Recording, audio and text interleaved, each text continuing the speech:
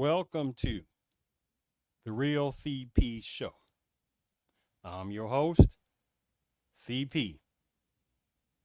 And today's topic, this man out of Toronto assaults a passenger on one plane. He doesn't get arrested. Then he assaults more passengers and TSA on another plane, or right before he's about to get on another plane the next day. The hypocrisy is very real. Since if that would have been a black American, there'd have been all types of hellish racial racism, terrorism comments. Oh, those black Negroes are always doing wrong. They so lazy and they can't even get on planes or right before they get on planes or in the airport, they always getting in trouble. Oh my goodness. But when they sit there and do these type of destructive, violent, demonic type actions, it's like, oh, what about that? Mm-hmm. Right? See, they don't like the eyeballs on them, right? When they do silly stuff. So the article talks about how this Canadian guy out of Toronto, how he had a layover in Florida and how it turned into a federal case after he attacked two Transportation Security Administration officers at Miami International Airport in a chaotic outburst caught on video. Cameron Dylan Madugal, 28, let me say it again, 28, of Toronto, pleaded guilty in federal court earlier this month. By the way, today is June the 4th, 2025. So early this month, or last month, should we say, he pleaded guilty to two counts of assaulting, resisting, or impeding federal officers, according to court records. The charges stem from a December 2024 incident that left travelers stunned and security personnel injured. The trouble began on December 27, 2024, when the violent Madugal allegedly struck a passenger aboard a Copa Airlines flight traveling from Panama City to Toronto. And the interesting one is them doing certain things, them who know who them do stuff. It's allegedly overall. But if it's something dealing with a black American personnel, oh, you know, such thing as allegedly then. It's, oh, this particular Negro did this, that Negro did that. You see how that little disgusting game goes, right? So it talks about how, according to reporting from this particular news thing, the mid-air altercation prompted the pilot to divert the flight to Miami, where Madugal was removed from the plane, but was not arrested.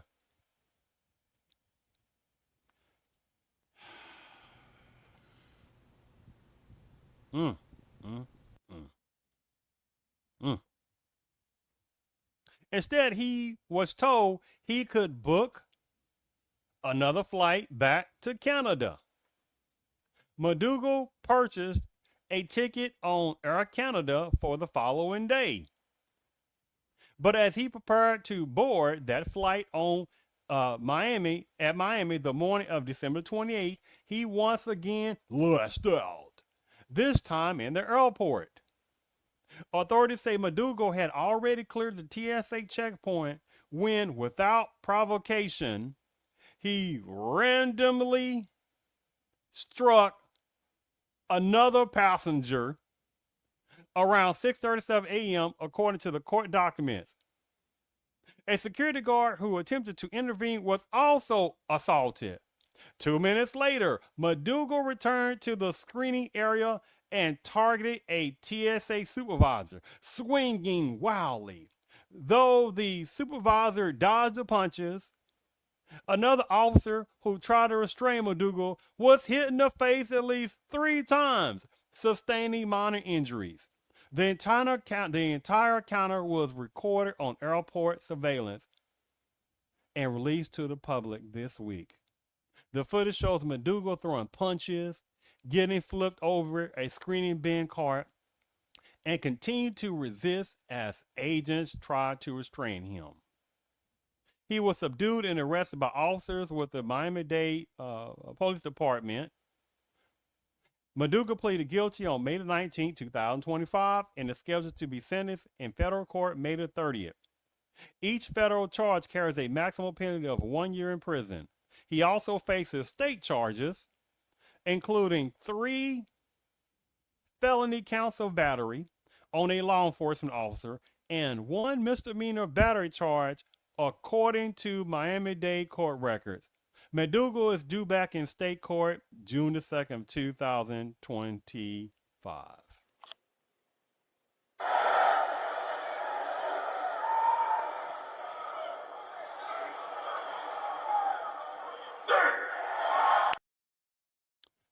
So this violent person that's out of Canada struck some TSA officers, beat on another passenger the day afterwards, and I think he was over 65 years old. Another person tried to stop them. He actually put hands on them, and then that's when he went over to the TSA and was doing all that little nonsensical, violent assaulting toward the TSA agents. But again, oh my goodness, when Black Americans, oh my goodness, we got to blame them when they're doing things. But unfortunately, right, the reality of who commits the most crimes consistently is not shown enough. But let's go ahead and share this screen and show the video. One moment here. One moment. All right, make sure I got this right. All right. Okay, let me play this. So as you see already, not quite yet. Look on the left side. So everybody's minding their business, doing their thing. Look on the left side. Here he goes. The little violent guy that's trying. Oh, look at him. Look at him. Punching the TSA person. Punching him again. Oh, punch. Other big old TSA, throw him on the ground. Right? He's holding him. Right? Okay. The little violent little squirrel nut on the bottom. Right? Okay, people come in.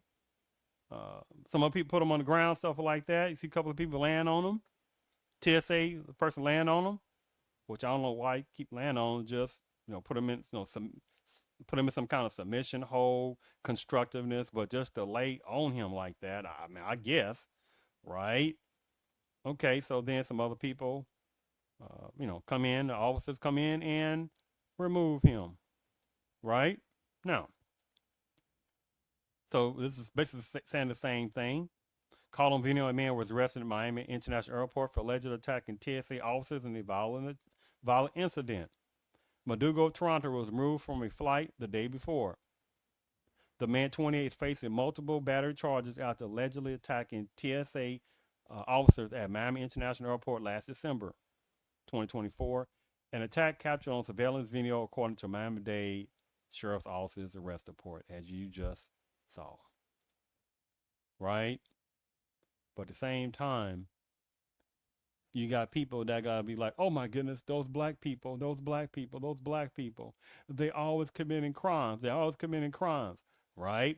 But then when they sit there and do some crimes, it's like this. They see nothing, they hear nothing, and they know nothing. And they be like, oh my goodness. And then they play deflection tactics, right? Because there are ones that are infantile in their deflection tactics, right? They always want to see what black folks are doing, black Americans are doing. If that particular black American is doing something wrong, it's not an individual black American that's doing something wrong. It is a group dynamics. When certain personnel within the Panama-based culture that's considered certain person within the Panama-based culture, be in America or whatever place in the situation out of Toronto in Canada, right? It gets a little bit quiet. But see, this guy, Canada, no matter what, if he's in the United States, he's still considered what? A personnel within the Padang-based culture, right? And then deflection tactics go all over the place, right? So it's like, then people be like, oh my goodness.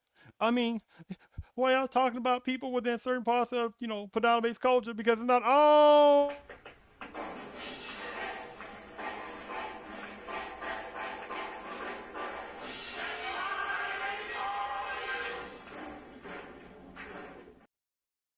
Not going to play that tactic.